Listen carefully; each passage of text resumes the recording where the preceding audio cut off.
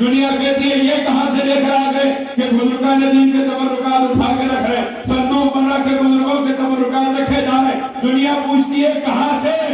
اس کی دلیل آپ کو حدیث سے نہیں قرآن سے دے رہا ہوں، حدیث سے نہیں قرآن سے دلیل دے رہا ہوں، کیونکہ آپ سے تو بہت سارے لوگ سوال کرتے ہو کہ بھئی یہ تبرکات اٹھا کے رکھنے کا رواج لائے کہاں سے ہو. اب آپ دیکھیے طالوت اور جالوت یہ دونوں بادشاہ، دونوں بنی اسرائیل کے بادشاہ ہیں.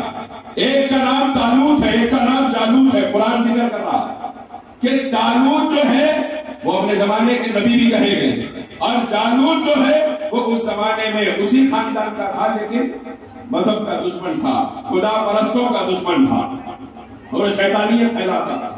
ہوا یہ کہ ایک صندوق تھا ان کے پاس، اس صندوق کا نام تابوت سکینہ ہے.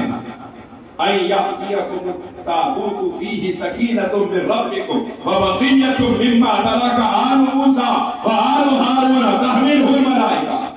قرآن کہہ رہا ہے کہ تابوت سکینہ کی خاصیت یہ تھی کہ جس لشکر کے پاس تابوت سکینہ ہوتا تھا وہ لشکر فتح پا لیتا تھا. جس لشکر کے پاس وہ تبرکات کا تابوت ہوتا تھا وہ لشکر کامیاب ہو جاتا تھا، اور جس کے پاس نہیں ہوتا تھا وہ برباد ہو جاتا تھا. تو جو جالوت تھا اس نے تابوت سکینہ کو اٹھا لیا تھا. اللہ تبارک و تعالیٰ نے الٹا کر دیا. وہ جہاں جہاں لے کے جاتا وہاں وبا پھیل جاتی، بیماریاں پھیل جاتی، یہاں تک کہ 2 بہنوں کے اوپر ہاتھ دیا تابوت کو رکھ کے وہ جالوت تک پہنچایا گیا. اللہ قرآن میں کہتا ہے جالوت نے جب تابوت سکینہ پیش کیا تو جب کہا گیا قال لهم نبيهم ان آیۃ ملکہ ان یأتیکم التابوت فیہ سکینۃ من ربکم، کہ میرے پاس، جالوت نے کہا میرے پاس وہ تابوت ہے جس میں پروردگار کی خاص رحمت ہے، اور رحمت کی صورت کیا ہے کہ ہمارے بزرگوں کے تبرکات اس کے اندر موجود ہیں.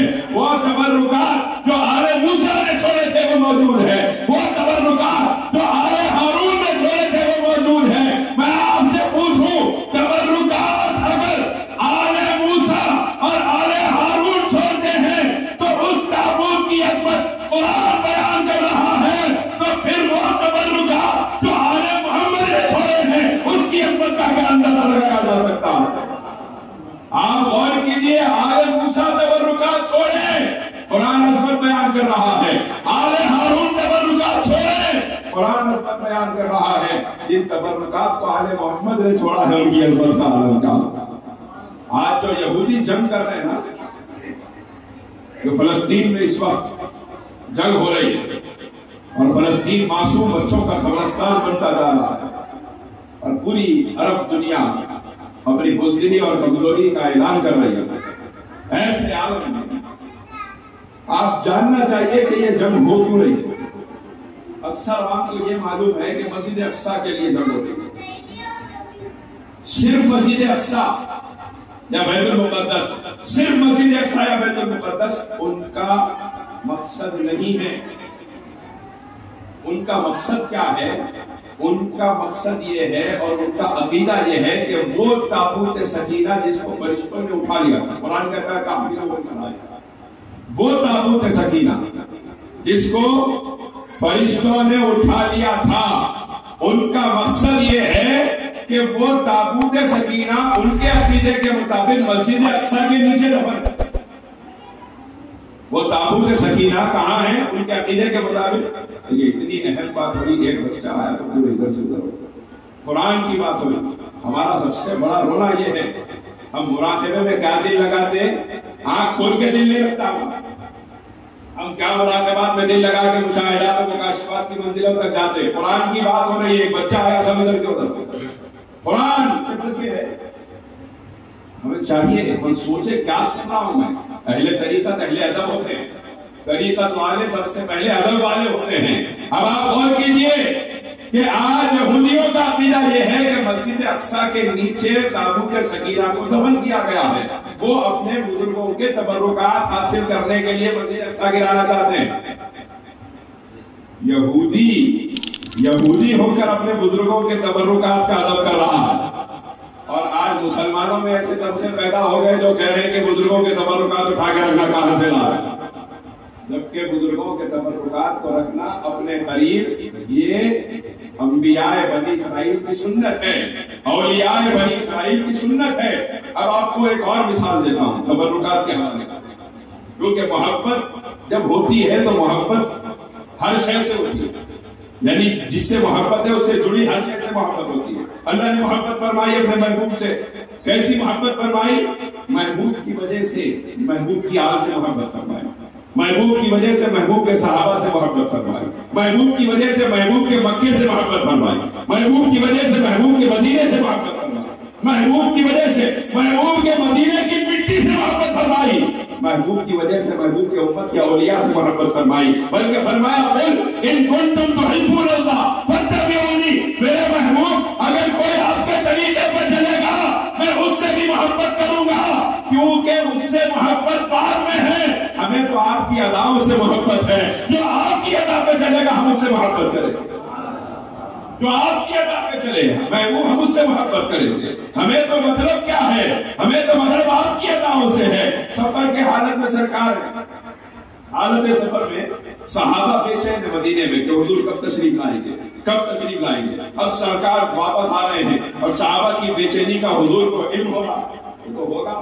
وہ تو عالم ما کان وما یکون ہے، اور یہاں صحابہ بے چین ہے تو صحابہ سے زیادہ سرکار بے چین ہے، صحابہ سے زیادہ سرکار بے چین ہے، جس کو مولانا جلال الدین رومی فرماتے ہیں عشق اول در دل معشوق پیدا می شود، تانا سوزا شمع کہ پروانہ شیدا می شود۔ ارشاد فرماتے ہیں مولانا روم کہ پہلے عشق جو ہے وہ معشوق کے سینے میں پیدا ہوتا ہے، کیونکہ جب تک شمع روشن نہیں ہوتی اس وقت تک پروانہ نہیں آتا ہے، یہ شمع روشن ہوتی پہلے ہے، بعد میں پروانہ قربان ہونے کے لیے آتا ہے۔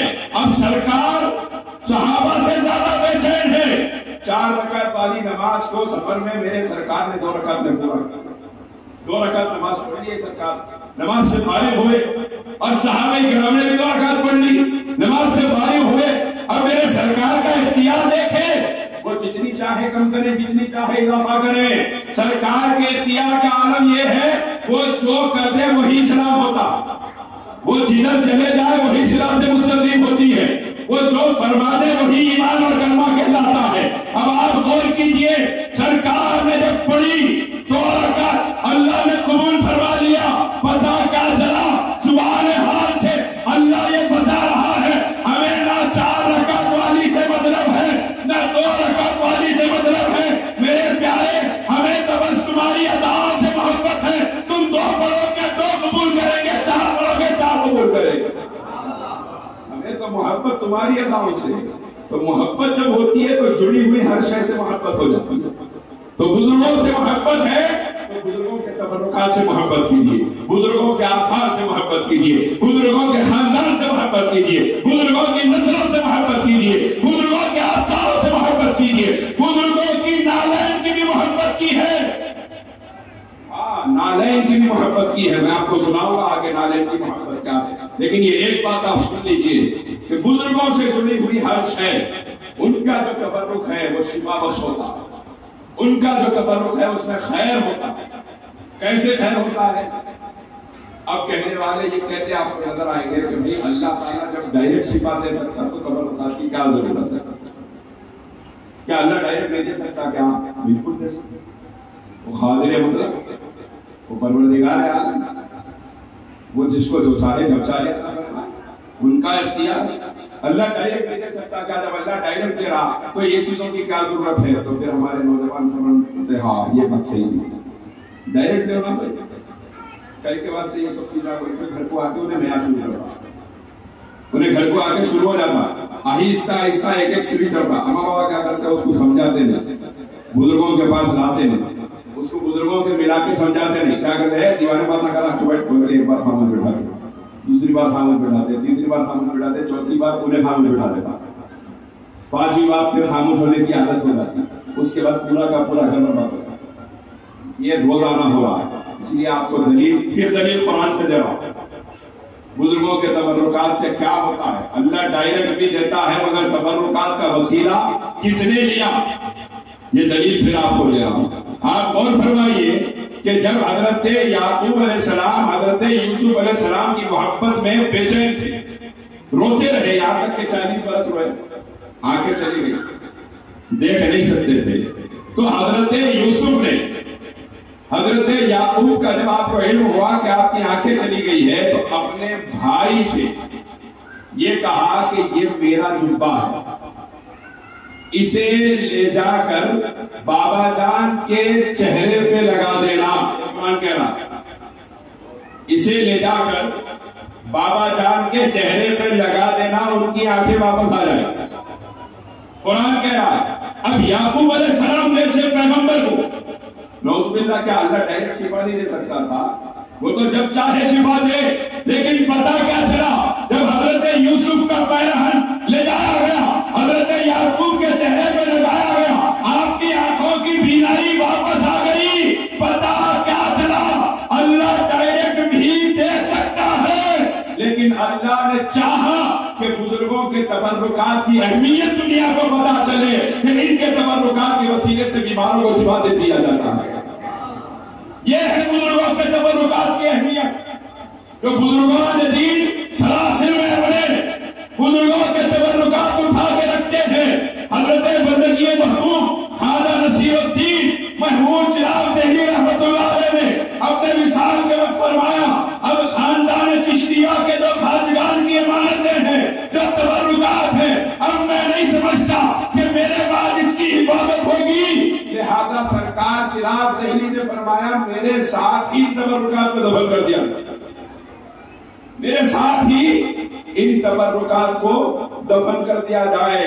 تبرکات اولیاء کو اپنی قبر میں رکھنا سرکار نصیر الدین چراغ دہلی کی سنت ہے، اور وہ نصیر الدین چراغ دہلی جس نے ایک نظر میں سید محمد حسینی کو بندہ نواز کی سودھان بنا دیا، وہ نصیر الدین چراغ دہلی جس کے در کی غلامی نے لاکھوں اولیاء پیدا کیے ہیں، وہ نصیر الدین چراغ دہلی کے بندہ نواز اور بندہ نواز کا سارا خاندان اور خلافت کا سارا سلسلہ تنہا نصیر الدین چراغ دہلی کا احسان ہے۔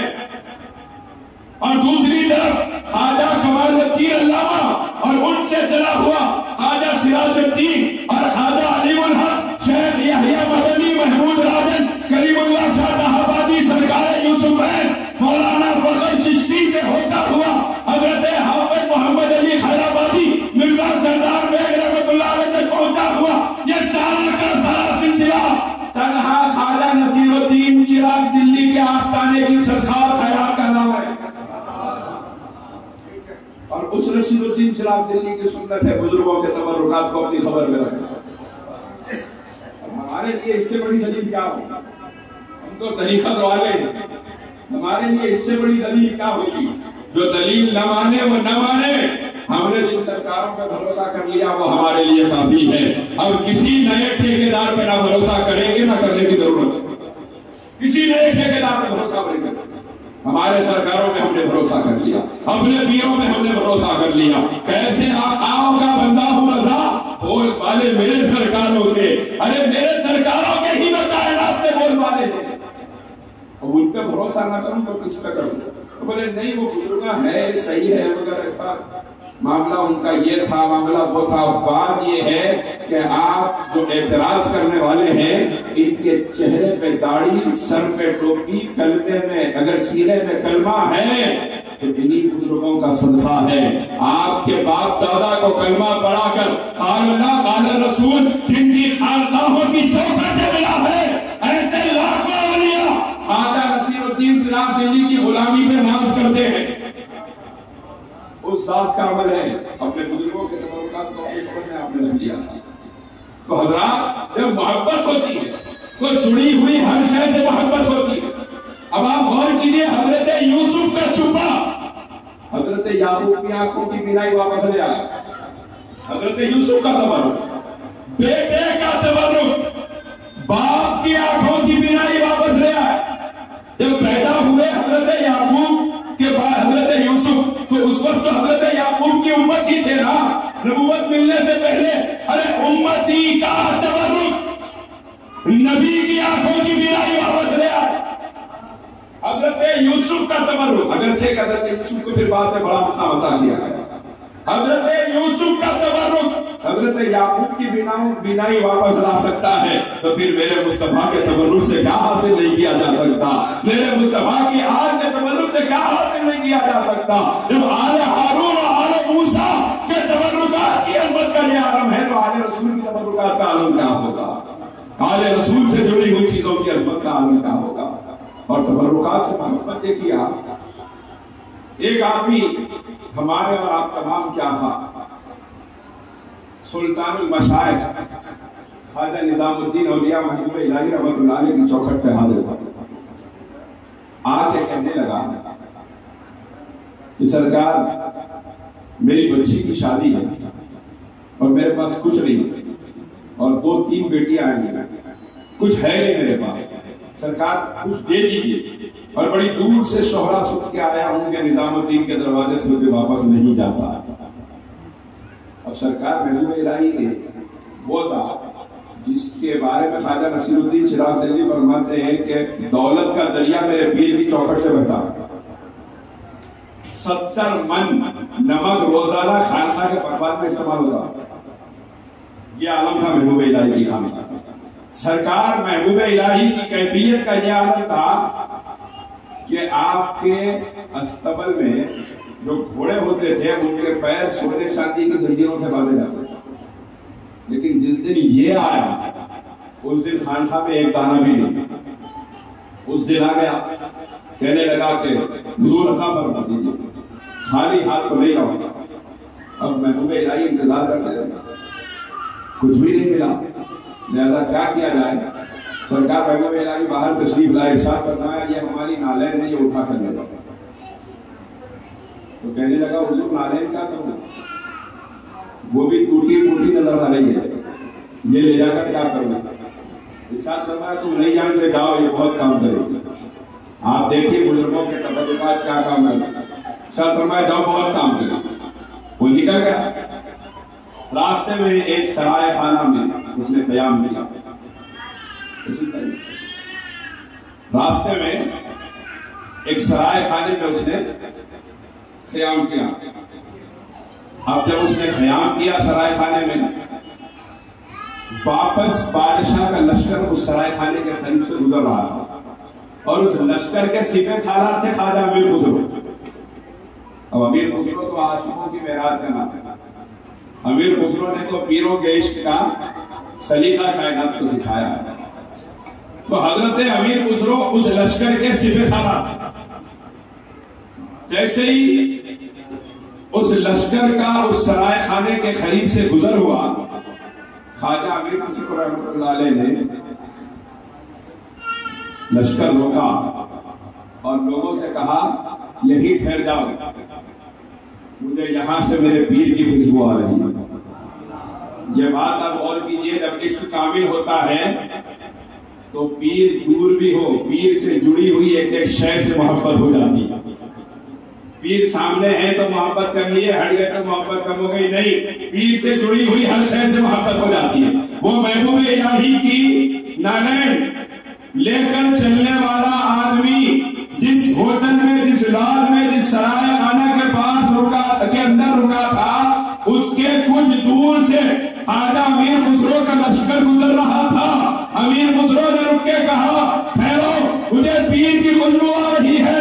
آگے بڑھتے چلے گئے، یہاں تک کہ اس سرائے خانے میں داخل ہوئے، اندر جا کے کہا کوئی دہلی سے آیا ہے؟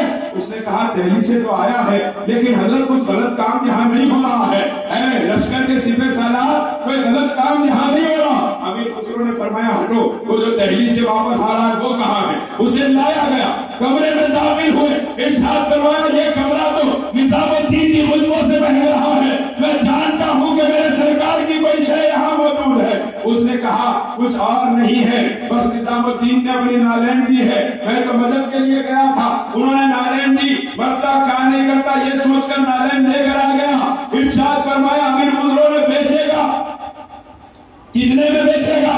اس نے کہا خریدو، کتنے میں خریدو گے؟ ٹوٹی پھوٹی نالین ہے، خریدو، کتنے میں خریدو گے؟ لشکر کے پاس واپس گئے، سارے لشکر میں جس کے پاس جتنا تھا لے لیا، 5 لاکھ 3 لاکھ اس کے حوالے کیے، ارشاد فرمایا اتنا ہی ہے، اگر اس کے بعد بھی تجھے چاہیے خسرو اپنے جسم کی چمڑی دینے کے لیے تیار ہے، محبوب الہی کی نالے میرے حوالے کر دے۔ یہ ہے پیر کی محبت۔ تو چاہتا ہے میرے جسم کی چمڑی لے لے، نظام الدین کی نالین میرے حوالے کر دے۔ تو نہیں جانتا یہ وہ نالین ہے جس کو سر پہ اٹھانے والے اولیاء کے امام کہلانے والے ہیں۔ تو نہیں جانتا یہ جانشین خواجگان چشت کی نالین ہے۔ تو نہیں جانتا اپنے زمانے کے معین الدین چشتی کو نظام الدین کہا جاتا ہے، جس کے بارے میں حضرت بیگم نے فرمایا سیس مکن ہاوتن بچکاری مورے اگر ہولی کھیلن آئے کھیلو اے چشتیوں ہولی کھیلو، خواجہ نظام کے بھیس میں آئے۔ یہ وہ محبوب الہی ہے جس کو نظام الدین کو معین الدین، قطب الدین اور فرید الدین کے جلوہ کہا جاتا ہے۔ یہ وہ محبوب الہی ہے جو اپنے زمانے میں امام حسن اور امام حسین اور مولا مشکل کشا کی وراثتوں کا وارث کہلاتا ہے۔ اس کی نالین تو لے کر جا رہا ہے 5 لاکھ دینار، اس کی کئی زندگیاں گزر سکتی تھی اتنے پیسوں میں، دے دیے۔ نالین اٹھائی پیر کی، اپنا امامہ کھولا، پہلے نالین رکھی، پھر اب اس کے اوپر سارا امامہ باندھا اور باندھ کر آئے دہلی۔ سرکار محبوب الہی کی بارگاہ میں حاضر ہوئے، حاضر ہو کے عرض کرنے لگے، سرکار میں حاضر ہو گیا، ارشاد فرمایا خسرو نالین کہاں ہے ہماری؟ خسرو ہماری نالین کہاں ہے؟ اپنا امامہ کھولا، نالین اتاری محبوب الہی کی سر سے اور اتار کے پیروں میں رکھی۔ سرکار محبوب الہی نے فرمایا کتنے میں خرید کر لایا ہے؟ عرض کیا سرکار 5 لاکھ دینار میں خریدا ہوں۔ ارشاد فرمایا بہت سستا سودا کر لیا تم نے، بہت سستے میں خرید کر آ گیا ہے۔ وہ گویا امیر خسرو کا عمل یہ بتا رہا ہے، اس سے کچھ مطلب نہیں، کیا عشق کا انجام ہے، تم پہ سجدے ہو کے مر جانا ہمارا کام ہے۔ مرید ایسا ہوتا، مرید ایسا ہونا چاہیے۔